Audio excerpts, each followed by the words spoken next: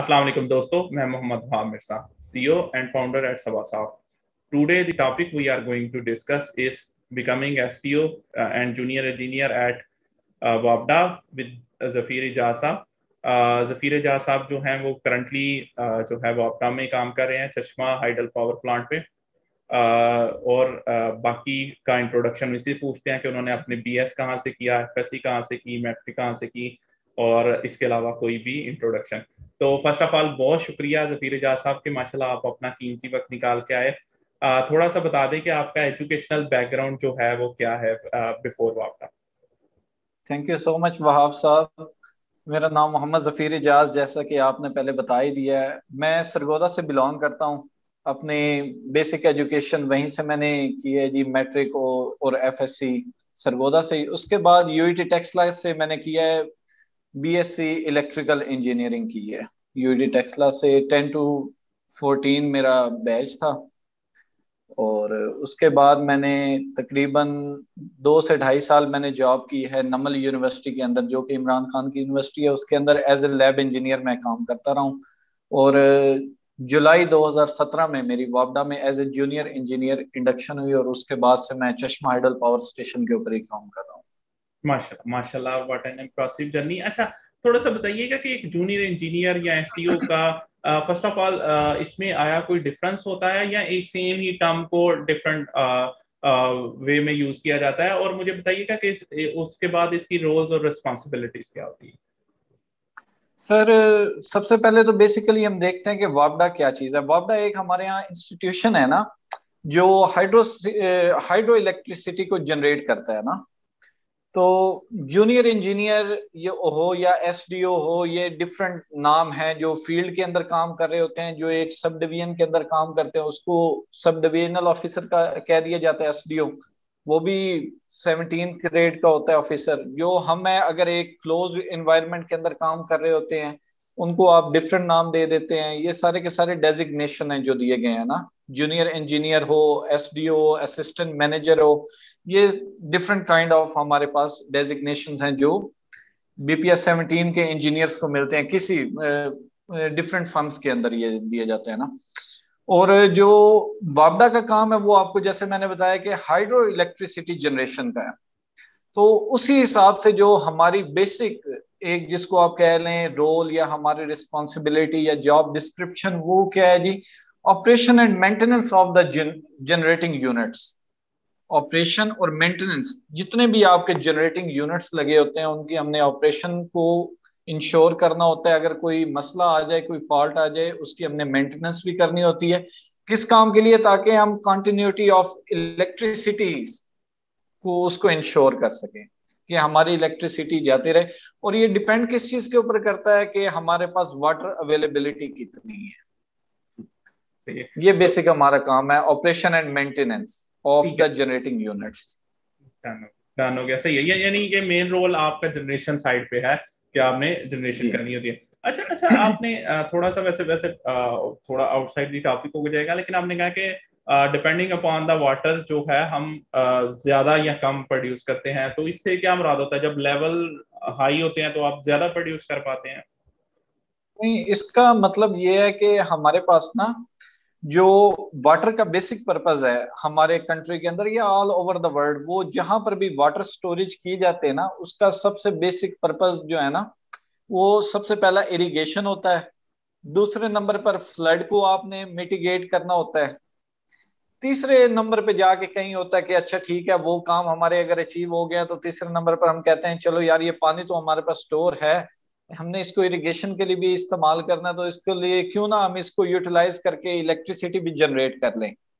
उस वजह से मैंने कहा कि हमारे पास वाटर अवेलेबिलिटी की कंडीशन जरूरी होती है, फिर जाके इलेक्ट्रिसिटी जनरेट होती है। और ये डिपेंड करता है, हम अपनी मर्जी से पानी को यूटिलाइज नहीं कर सकते। ये डिपेंड करता है कि इर्सा को कितनी जरूरत है आगे इरिगेशन पर्पस के लिए। जितने पानी की उनको आगे जरूरत होती है, उतना पानी वो हमें अलाउ करते हैं कि आप इतने पानी से अपनी इलेक्ट्रिसिटी जनरेट करवा सकते हैं, या इस जगह से आपके पास इतना वाटर अवेलेबल है। ठीक है, यानी इरिगेशन इज फर्स्ट प्रायोरिटी, फिर वापडा को इजाजत दी जाती है कि आप कितने प्रोड्यूस कर सकते हैं. माशाल्लाह, बड़ा इंटरेस्टिंग पॉइंट था. अच्छा अच्छा, मुझे बताइएगा आपका तो हमें पता चल गया कि आपने BS electrical engineering in power की, तो आपने वापटा में as a junior engineer job कर रहे हैं। तो इलेक्ट्रिकल इंजीनियरिंग पावर ही एसेंशियल है, या इसके अलावा भी जो है जूनियर इंजीनियर जो है वो अप्लाई कर सकते हैं? मतलब अगर किसी ने इंजीनियरिंग किया है, इलेक्ट्रॉनिक्स किया है, इलेक्ट्रिकल इन टेलीकॉम किया है, तो आया वो भी अप्लाई कर सकते हैं, या just electrical engineering in power apply कर सकते हैं फॉर वापटा? सर मैं आपको दोबारा वापडा की तरफ लेके जाता हूँ। बेसिक हमारे डिपार्टमेंट ये जो वापडा है इसके अंदर क्या है, दो विंग्स हैं इसके मेजर। एक है वाटर विंग और एक है पावर विंग। वाटर विंग का मेनली जितने भी आप बड़े प्रोजेक्ट्स देखते हैं, डैम कंस्ट्रक्शन और इस तरह की कैनाल जो डैम से निकल रही होती हैं, ये जो जीटी ग्रेटर थरल कैनाल होगी जीटीसी, ये सारी की सारी जो है हमारे पास वापडा का वाटर डिपार्ट विंग जो है ना, इसको डील कर रहा होता है। और जो दूसरा इसका विंग है उसको कहा जाता है पावर विंग। ठीक है, पावर विंग के अंदर क्या है, वो लोग हैं जो पावर हाउस को रन कर रहे हैं, इलेक्ट्रिसिटी को जनरेट कर रहे हैं।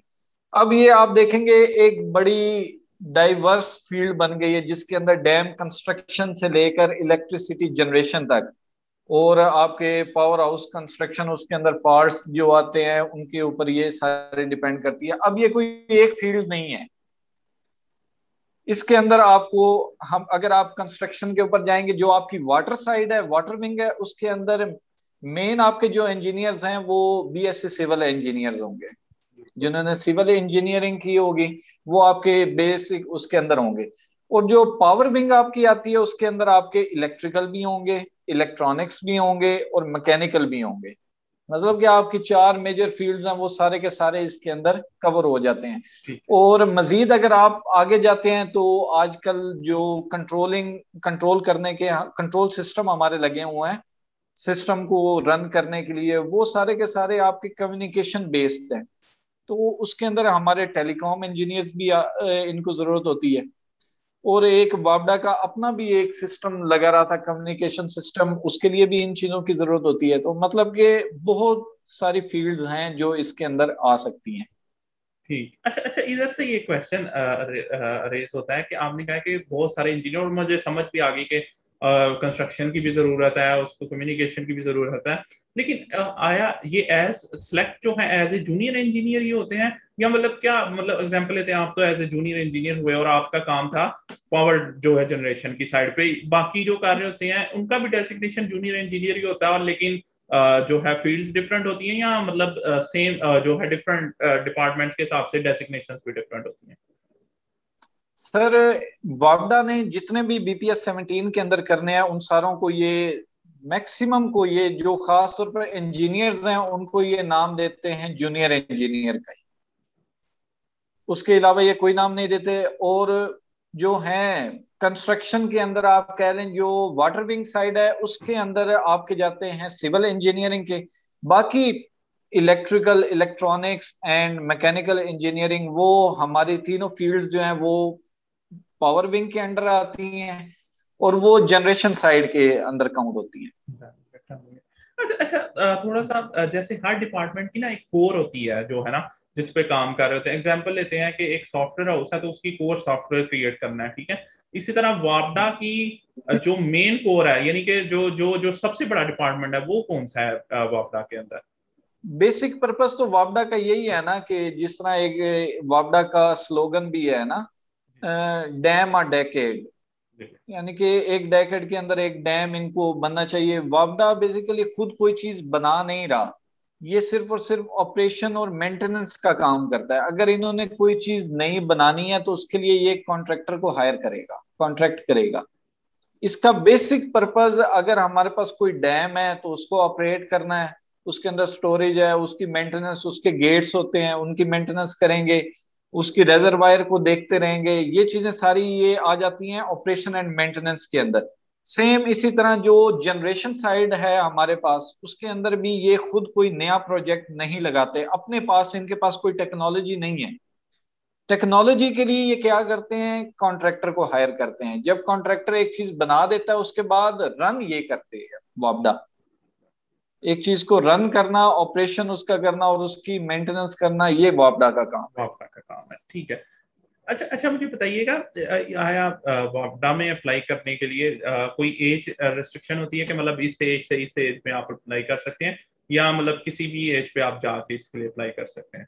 पर जो हमें याद आता है, जो हमारे टाइम पे था उसमें मिनिमम 21 थी और मैक्सिमम 28 थी। और एज रिलैक्सेशन वैसे भी जो एज पर गवर्नमेंट रूल्स होते हैं ना, वो देते हैं 5 इयर्स की होती है। जो हमारे पास आप कह लें उनके हिसाब से, जो कहीं पहले गवर्नमेंट इदारे में काम कर रहा हो या किसी और इंस्टीट्यूशन के अंदर हो, तो उसको 5 इयर्स की एज रिलैक्सेशन मिलती है।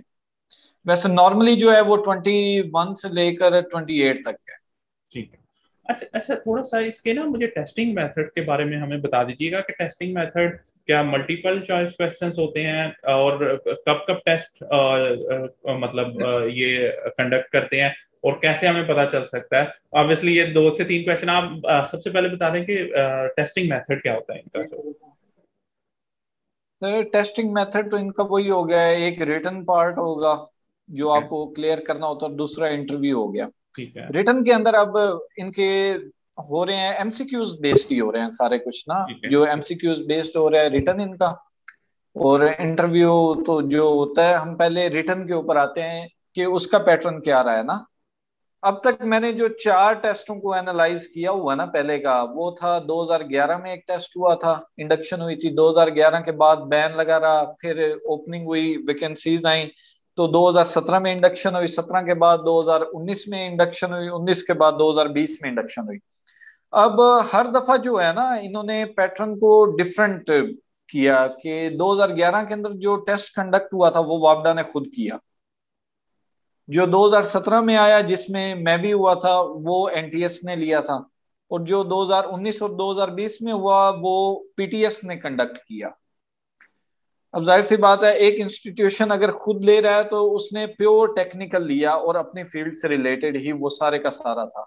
यानी कि 100 एमसीक्यूज थे, वो सारे के सारे टेक्निकल थे और अपनी इसी हाइडल इलेक्ट्रिसिटी जनरेशन से रिलेटेड ही थे वो ना सारी।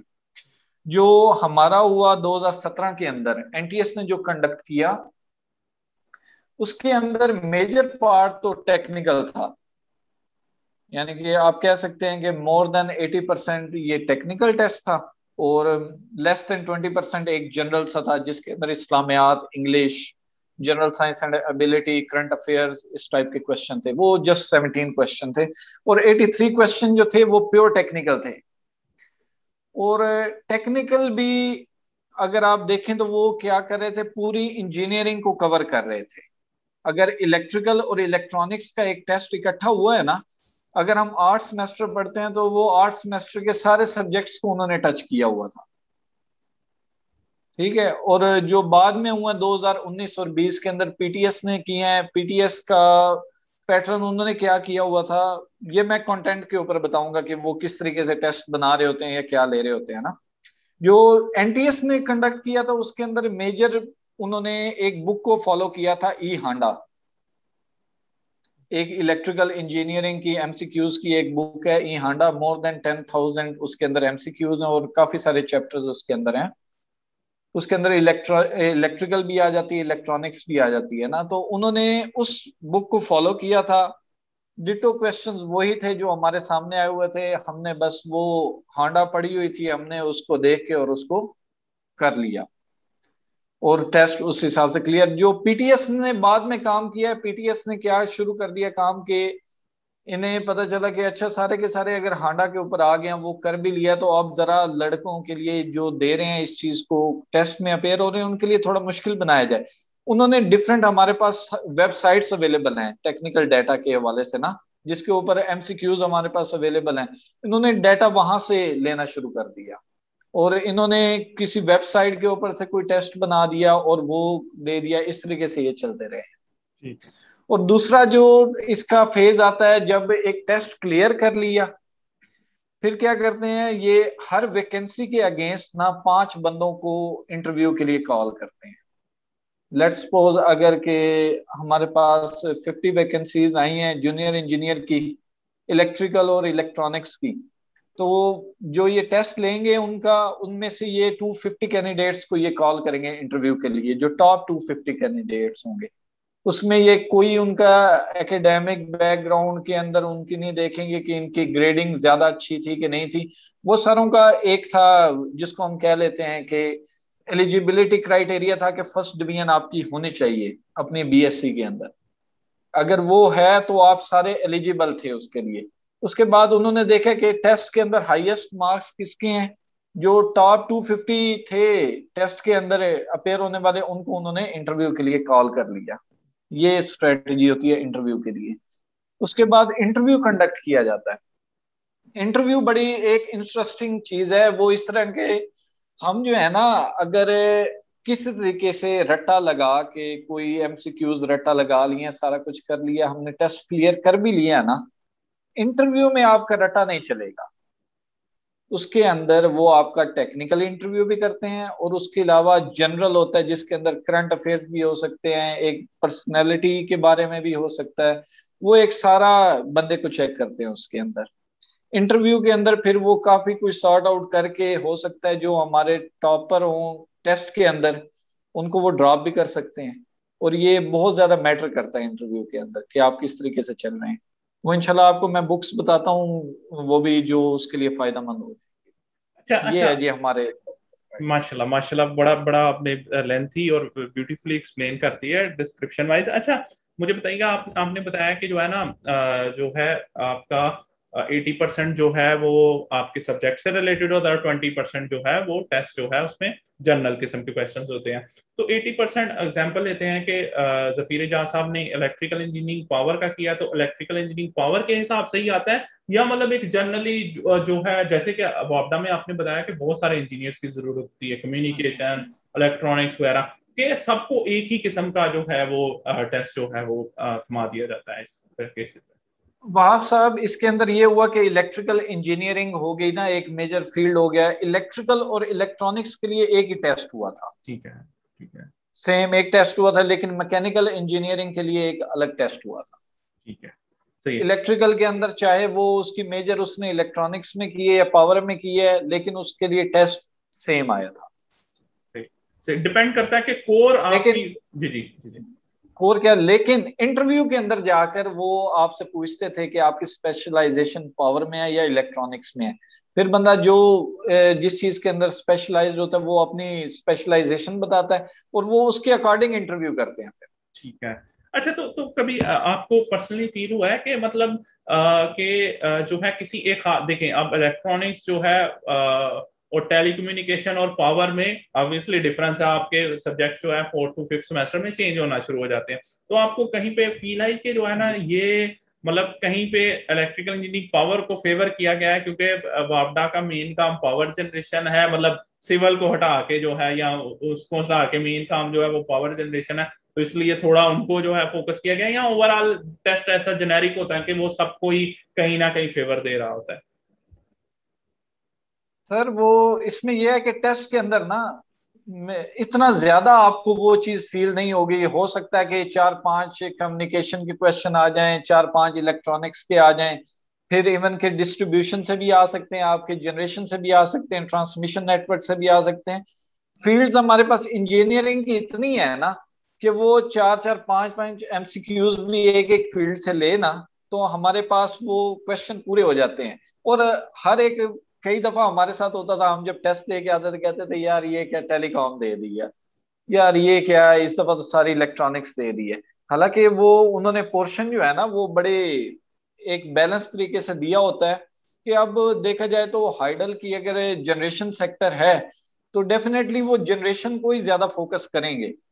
उसके लिए हमें खुद को, हांडा की एक दूसरी बुक भी हमें बाद में पता चली थी जिसके अंदर ना इलेक्ट्रॉनिक्स और कम्युनिकेशन की भी एक बुक उनकी आई थी। ठीक है। हमने फिर कहा चलो यार एक चीज तो हमने बुक कवर की है और वो दूसरी बुक के साथ ओवरलैप भी थी। हमने कहा यार दूसरी भी एक दफा गो थ्रू हो जाए, हो सकता है टेस्ट में हेल्पफुल हो जाए। ठीक है। जफीर साहब, आपने जी कहा था सर। कि हम कोर्स कंटेंट को कवर करेंगे, तो एक तो आपने ये बुक जो है ई होंडा वाली बता दी, जो है मोस्टली इलेक्ट्रिकल इंजीनियरिंग से रिलेटेड जो है इसको रिकमेंड करते हैं। बाकी थोड़ा सा ये बता दीजिएगा कि आपने सिर्फ कोर्स जो अपना कोर्स वर्क था 8 सेमेस्टर का वो ही कवर करने से आप समझते हैं कि वापडा में जो है वो आपका आराम से हो सकता है, मतलब कंसेप्चुअल वाइज अगर आपने पढ़ा हुआ है, या इसके अलावा भी कोई किताबें हैं या कोई ऐसे पास्ट पेपर्स हैं जो मिल सकते हो जहाँ से हम, या ऑनलाइन कोई मेथड्स हों जिससे हमें बेनिफिट मिल सके? सर हम पहले तो बात करते हैं ना टेस्ट के क्लियर करने के लिए ना, जी जी टेस्ट जी को जी क्लियर करने के लिए आपके पास या हांडा है जी या जो ऑनलाइन आपके पास वेबसाइट्स अवेलेबल हैं। ये बेसिकली जितने भी टेस्ट प्रिपरेशन के ग्रुप्स बने हुए हैं ना, जी उनके अंदर वो सारी इंफॉर्मेशन अवेलेबल है और सारे आराम से बंदा एक्सेस कर सकता है। ये किसी से भी पूछ ले कि यार कहाँ से टेस्ट आ रहा है, तो उसको पता चल जाएगा कि इस दफा टेस्ट उन्होंने फलानी वेबसाइट से ऊपर से लिया था।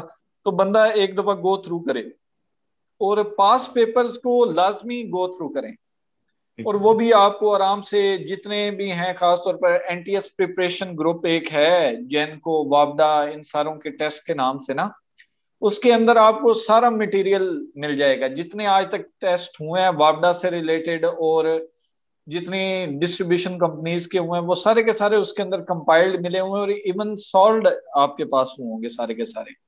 उनको गो थ्रू करें और हांडा करें, और जो आपके पास ऑनलाइन कंटेंट अवेलेबल है, वेबसाइट्स हैं, उनको एक दफा गो थ्रू करें, तब जाके आपका ये टेस्ट क्लियर होगा। लेकिन इंटरव्यू के हवाले से जो है वो आपको कॉन्सेप्ट्स चाहिए होंगे, और कॉन्सेप्ट्स के लिए आपके पास बेसिक सी बुक्स हैं अगर आप पढ़ना चाहें ज्यादा अच्छे तरीके से। वो है बीएल थराजा की एक बुक है, इलेक्ट्रिकल के लिए भी है, इलेक्ट्रॉनिक्स के लिए भी है, बीएल थराजा। और दूसरी एक और बुक है जो फॉरेन ऑथर की है, वो है थियोडोर विल्डी की। वो मशीन्स और इस तरीके से ये हमारा जो है पावर सेक्टर को वो सारी कवर करती है बड़े अच्छे तरीके से ना, थियोडोर विल्डी की बुक है। और इलेक्ट्रॉनिक्स के लिए अगर स्पेसिफिकली देखना चाहते हैं तो एक है फ्लॉयड की बुक है ना, वो बड़ी अच्छी है।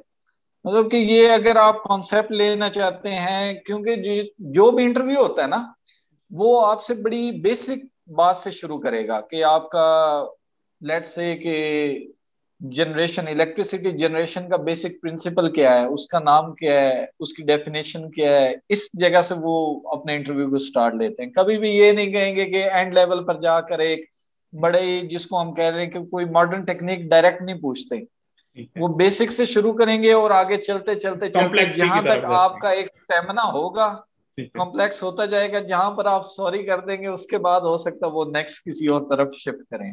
ठीक है, सही है, सही है, सही है, ठीक है। यानी यानी कि और अच्छा अच्छा, आपने ये तो बता दिए कि आप जो है वो बेसिक, वो तो चलें, जिसने स्पेशलाइजेशन जिस फील्ड में किया उससे रिलेटेड बेसिक पढ़ लेगा। जी जी। जनरल जो इंटरव्यू होता है उसमें क्या क्या, किस किस्म के क्वेश्चंस वो पूछते हैं?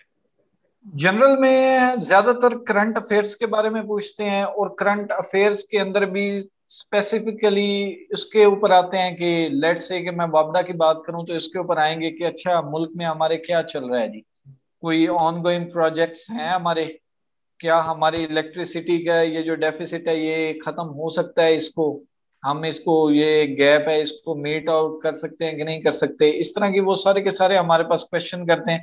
अच्छा अगर आपको कहा जाए कि फलाना काम इसको अगर कम करें तो आप किस तरीके से कम करेंगे जो हमारे लिए फिजिबल हो, आप किस एनर्जी को ज्यादा फेवर करेंगे, ये इस चीज के ऊपर ऐसे होता है।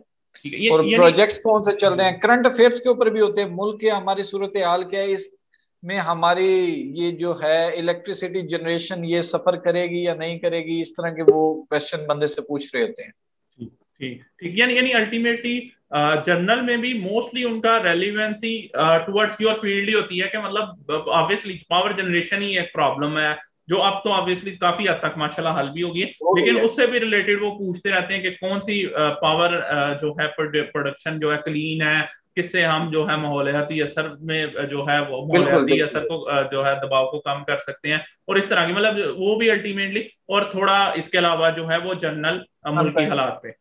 जनरल भी मुल्की हालात भी पूछ लेते हैं, समटाइम इस्लाम से रिलेटेड भी पूछ लेते हैं, कुछ भी वो इस तरह सिंपल सा हो सकता है। ठीक है, ठीक है, सही सही, ठीक है। यानी अपनी फील्ड के बाद से जो आपने थोड़ा बहुत नजर रखी है वो करंट अफेयर्स पे, और जो है इस्लाम जो भी जी है, और जी। मोस्टली मेरे ख्याल में ये चीजें बेसिकली। जो यूजली अखबार देखता रहता है या न्यूज वगैरह पढ़ता रहता है जी जी उसको जी। ये चीजें वैसे क्लियर होती हैं। अच्छा, बिल्कुल। आया आपके ख्याल में इंग्लिश का भी कोई किरदार होता है कि towards hiring a candidate both in written और इंटरव्यू के, जो है ना, मतलब एक बंदा को एक तो टेस्ट में मुझे बताएं इंग्लिश से रिलेटेड क्वेश्चंस होते हैं, और आया इंटरव्यू में भी इस तरह के क्वेश्चंस होते हैं इंग्लिश से रिलेटेड?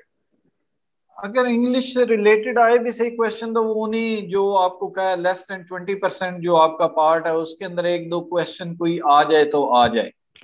और इंटरव्यू में मेरा नहीं ख्याल कि वो इंग्लिश की बेस के ऊपर आपको कोई जज कर रहा होता है, डन हो गया। अच्छा क्योंकि अच्छा। मेरे साथ ऐसा कुछ नहीं हुआ। मैंने उर्दू में इंटरव्यू दिया था और कोई इस तरह की मुझे नहीं कोई चीज। बेसिक चीज है कि आप अपना कॉन्सेप्ट उसे डिलीवर कर सकें, वो आप चाहे जिस लैंग्वेज में करें, उर्दू में करें या इंग्लिश में करें, आपका काम है उनको अपना कॉन्सेप्ट और अपनी एक बात जो है वो डिलीवर करनी है। डन हो गया, डन हो गया। अच्छा अच्छा, मुझे बताइएगा कि यूजुअली अब हमने रिटर्न इंटरव्यू को तो एक्सप्लेन किया, आप थोड़ा सा और मजीद कोई एलेबोरेट करना चाह रहे हो जो हम डिस्कस ना कर सके हो रिगार्डिंग रिटर्न और इंटरव्यू, क्योंकि यही दो मेन पार्ट होते हैं टुवर्ड्स गेटिंग सिलेक्टेड। सर यही चीज है, और इसके अंदर तो ये है कि रिटर्न आपको क्लियर करना ही करना है, ठीक कुछ है, भी हो जाए। रिटर्न ठीक अगर है। आपका उसमें मार्क्स कम है तो आप ये नहीं कह सकते कि यार मेरे रिटर्न के अंदर मार्क्स कम आया तो मुझे किसी तरीके से इंटरव्यू की कॉल आ जाए। बेशक आपका 4/4 भी जीपी है फिर भी आपको कॉल नहीं आएगी ठीक है, अगर ठीक आपका है, रिटर्न क्लियर नहीं होता। ठीक है। हाँ, अगर आपका रिटर्न क्लियर हो गया उसके बाद जो इंटरव्यू की गेम है वो बड़ी इंटरेस्टिंग होती है। उसके अंदर फिर आपके अगर टेस्ट में आप मेरिट लिस्ट में नीचे भी थे, इंटरव्यू के बेस पे आप ऊपर भी आ सकते हैं, और ठीक है। बहुत ज्यादा ऊपर भी आ सकते हैं, क्योंकि ऐसा देखा गया है जो हमारे थे टॉप 10 में से, जी जी। उनमें से हार्डली 2 सिलेक्ट हुए थे, ठीक बाकी है। उनमें से ज्यादा रिजेक्ट हुए थे। जो हमारे एनटीएस के मार्क्स होते हैं उसकी बेस के ऊपर हमारी एक मेरिट लिस्ट इशू हुई थी कि आप फलाने नंबर पर हैं। मैं था 92nd नंबर पे ना मेरा जो था, और जब इंटरव्यू के बाद फाइनल लिस्ट लगी तो मेरा नंबर आया था 44। यानी कि ये इंटरव्यू के अंदर इतनी अप्स एंड डाउन आ सकती हैं बंदे के साथ। माशा माशा माशा, ठीक ठीक। अच्छा मुझे बताएं, एक एक कैंडिडेट है जो ऑब्वियसली अवार्डा के लिए अप्लाई करना चाहता है, वो कहाँ कहाँ पे अपनी जॉब्स को तलाश करे? कौन कौन से रिसोर्सेज हैं जिसके थ्रू उसे पता चल सकता है कि अवार्डा में जॉब्स है? सर आजकल जैसे हर बंदा ही, उसके पास सेल फोन तो हर एक के पास है, और डेफिनेटली हमारे पास एंड्रॉयड हो या जो भी हो इस तरीके से ना, तो बेसिक सर्च के हमारे पास सर्च इंजन्स भी अच्छे हैं। तो वेबसाइट्स हैं हमारे पास, बजाय इसके कि वो अखबार का एक एक पेज देखे या किसी और से। दो तरीके हैं हमारे पास, या कोई आपके पास ग्रुप्स आपने ज्वाइन किए हो वहां पे इंफॉर्मेशन दे देते हैं, उनको देखते रहे। और दूसरी चीज है, एक है website paper PK for you.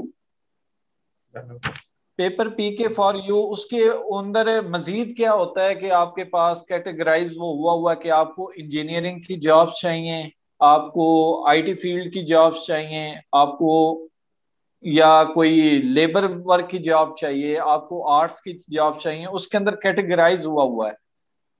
उसके लिए आप क्या कर सकते हैं कि आप अपने आप को एक इंजीनियरिंग की जो फील्ड्स की जॉब है ना, उसको आप डेली बेसिस पर विजिट करें। ज्यादातर एड्स आपको जो होता है सैटरडे संडे की उसके अंदर आपको मिल जाते हैं, लेकिन फिर भी उसको विजिट डेली बेसिस पर करें। आपको अगर वापडा की ना भी मिली और बहुत सारी जॉब्स इससे रिलेटेड और मिल जाएंगी। और फर्दर मोर बेस्ट बात यह है कि फ्री है एज कम्पेयर टू कि आप अखबार लगवाते हैं तो 10-15 रुपए या 8 रुपए जितने भी है एक अखबार के जो है। अब मुझे नहीं पता, शायद महंगी हो गई अखबार, जब हम होते थे तो 10-15 की थी। अब का पता नहीं, काफी देर से नहीं उसको यूटिलाइज किया। अच्छा, थोड़ा और सा सर मुझे। एक और चीज जो जी मैं पहले रह गया था, जी एक जी चीज जी जी। पहले इंटरव्यू के हवाले से रह गई थी, वो ये होता है कुछ कैंडिडेट्स का इंटरव्यू होता है आप कह लें 5 मिनट का, कुछ का हो जाता है आधा आधा घंटा लेंथ। इससे ये हरगिज ये नहीं जाता इंप्रेशन कि जिसका 5 मिनट का हुआ है उसे वो रिजेक्ट कर देंगे, या जिसका आधे घंटे का हुआ है उसे वो रखेंगे ही रखेंगे, ऐसा कोई नहीं होता। हो सकता है किसी का 5 मिनट का इंटरव्यू और उसे उसी टाइम सिलेक्ट कर लें, और किसी का आधा घंटा हो जाए इंटरव्यू वो भी रह जाए। हो सकता है किसी को फौरी बुला के एक दो क्वेश्चन करके उसके भेज दें और उसको रिजेक्ट कर दें, और लेंथ इंटरव्यू के बाद एक जो नीचे था मेरिट के अंदर बंदा वो भी सिलेक्ट हो सकता है। ये भी ठीक, एक इसके अंदर है। सही सही सही। यानी यानी ये कोई एवेल्यूएशन का पैरामीटर नहीं है कि एक बंदे ने दो जी घंटे जी का जी, इंटरव्यू दिया तो उसमें पास ही पास होना है जो है ना। पास ही ठीक है, पास होना, बिल्कुल ठीक ये है, चीज है। ठीक है। अच्छा अच्छा, आपने बता दिया, रिसोर्सेज बता दिए। चलें, उम्मीद करते हैं कि कोई स्टूडेंट जो है वो माशाल्लाह पास आउट हो जाता है हमारा इंटरव्यू देखने के बाद। तो एक जूनियर इंजीनियर की क्या सैलरी होती है यूजुअली, मतलब आप करंटली बता दें, हाँ ऑब्वियसली वी हाँ वोंट ठीक गो है। टुवर्ड्स योर आजकल सैलरी। आजकल आपको जो है 80,000 से अबव आपको इनिशियल मिल रही है इसके अंदर, वापडा ठीक, के अंदर। ठीक है, सही जो तो। रिसेंट बैच आया उसको 80,000 से अबव मिल रही है ठीक है, इनिशियल। तो ये स्पेशल पे स्केल होता है या बेसिक पे स्केल मिलती है इनको? नो, बेसिक पे स्केल है। ठीक बेसिक है। पे स्केल है, लेकिन इनके अपने अलाउंसेस हैं, जनरेशन के अलाउंस हो जाता है और इस तरह की चीजें हैं ना। जफीर इजाज साहब, जाने से पहले थोड़ा सा बताना चाहेंगे कि मतलब किस तरह के एम्प्लॉयज हैं जो आप समझते हैं कि वो रिलेटिवली वापडा में आके ज्यादा सेटिस्फाई रहते हैं और बेहतर तौर पे परफॉर्म कर पाते हैं, और किस तरह के एम्प्लॉयज हैं जो जो मतलब जिनको लिए वापडा इतना बेहतर जो है वो साबित नहीं हो पाता है? तो obviously depending upon the nature लोगों का जॉब नेचर चेंज होती है, तो उसमें बताएं कि आपने इसमें के बारे में ऑब्जर्व किया हो, ताकि कोई भी एम्प्लॉय या जो कैंडिडेट है वो जो अप्लाई करना चाह रहा है उसे पता हो कि वापडा में आने से पहले के जो है ना आया अब ये जॉब मेरे डिस्क्रिप्शन में फिट बैठती भी है कि नहीं। सर जैसा कि मैंने आपको बताया पहले कि वापडा जो है ये एक इलेक्ट्रिसिटी जनरेशन का इदारा है, तो इसके अंदर टेक्निकल काम है हमारा ना, इंजीनियर्स का। टेक्निकल काम भी किस चीज का, ऑपरेशन एंड मेंटेनेंस का है, डिजाइन का नहीं है। ठीक है सर। तो जो भी टेक्निकली साउंड हैं और उनके लिए इनिशियल लेवल पर, क्योंकि जो है हमारा 17 18 तक जो है ये हमारे पास ज्यादा टेक्निकल काम है। 18 से अब फिर मैनेजेरियल काम हमारा ज्यादा हो जाता है और टेक्निकल बंदा फिर आउट हो जाता है। जो स्टार्ट के अंदर टेक्निकल काम जिसको आता है और जिसका उसके अंदर इंटरेस्ट होता है उसके लिए जॉब बड़ी अच्छी है। ठीक है। जो इसके अंदर यानी कि हम ये कहें, अगर और अगर कोई ऐसा इंजीनियर है जो डिजाइन की फील्ड के अंदर इंटरेस्टिंग है, तो वापडा हमारे पास कोई डिजाइन नहीं करता, कोई चीज भी, कोई सिस्टम डिजाइन नहीं करता। एक सिस्टम इनको डिजाइन मिला हुआ है, ये उसको रन करते हैं। तो अगर कोई डिजाइन की तरफ जाना चाहता है तो वो भले इसके अंदर आए और यहाँ से चीजें सीख के वो आगे जा सकता है और मजीद आगे, क्योंकि सिस्टम तो एक पड़ा हुआ डिजाइन हुआ हुआ उसको वो समझने में उसके लिए हेल्पफुल है। डेफिनेटली अगर वो आगे ग्रो भी करना चाहता है या कहीं स्विचिंग करना चाहता है डिजाइन फील्ड की तरफ, तो उसके लिए भी ये हेल्पफुल है। और अगर कोई इसके अंदर भी रहना चाहता है तो इसके अंदर भी उसकी ग्रोथ अच्छी रहेगी। शुरू में टेक्निकल भी है, लेकिन अगर वो बंदा जो सिर्फ और सिर्फ मैनेजेरियल काम चाहता है कि मेरी ऐसी पोजीशन हो इवन इंजीनियरिंग के बाद भी, जिस तरह हमारे पास है डिस्ट्रीब्यूशन कंपनीज के अंदर जो ऑपरेशन के अंदर होते हैं, उनका काम मेजर यही होता है, मैनेजेरियल काम है उनका 90 to 95%, और 5% भी टेक्निकल है या नहीं है ना।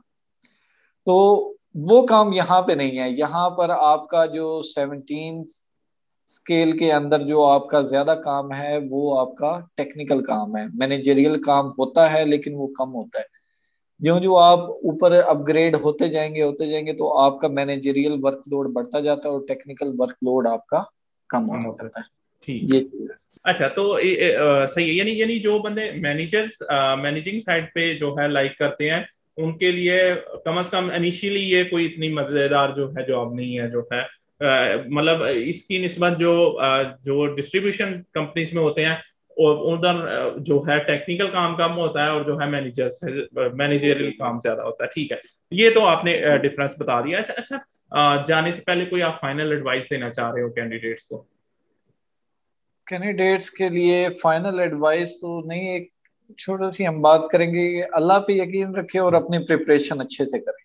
ठीक है, ठीक कोई है। हमारे पास सिफारिश की जरूरत नहीं होती किसी जगह पर भी। अगर आपने अच्छे से प्रिपेयर किया हुआ है, आपको किसी जगह पे किसी सिफारिश की जरूरत नहीं पड़ेगी।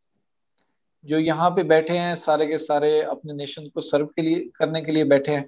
और सारों को यही है कि अगर वापडा में होते हैं या नहीं होते, जहां भी हों आप अपने नेशन को सर्व करें, क्योंकि आप एक एसेट है हमारी इस नेशन के लिए, और इसी के ऊपर आप काम करें।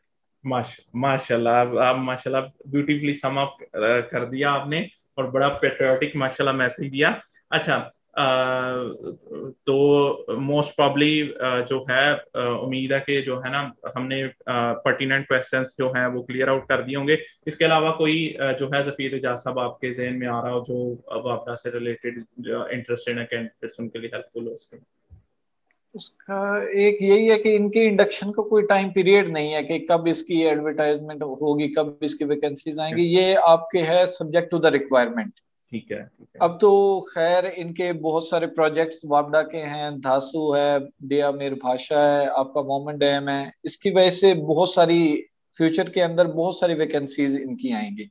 और एक बहुत बड़ा ये इंडक्शन करेंगे इंजीनियर्स की, क्योंकि रिक्वायरमेंट आगे बढ़ जाएगी। और इंशाल्लाह बस दुआ यही है कि हमारे मुल्क के लिए बेहतर से बेहतर हो और माशाल्लाह, वापडा ऐसे इंशाल्लाह, ही सर्व करता रहे। इंशाल्लाह, इंशाल्लाह। ज़फ़ीर इजाज़ साहब बहुत बहुत शुक्रिया आपके टाइम का। नो, तो दोस्तों उम्मीद है कि आपके सारे इंपॉर्टेंट क्वेश्चन जो है वो कवर आउट हो गए होंगे। अगर आपको ये वीडियो पसंद आई हो तो इसको लाइक करें, शेयर करें दोस्तों के साथ और हमारे चैनल को सब्सक्राइब करें ताकि आपको फर्दर नोटिफिकेशंस मिलती रहें। हमारे साथ जुड़े रहने के लिए और बार बार इस चैनल पर आने के लिए मोहम्मद वहाब मिर्ज़ा साहब का तहे दिल से शुक्रगुजार। अल्लाह हाफिज़। पाकिस्तान जिंदाबाद।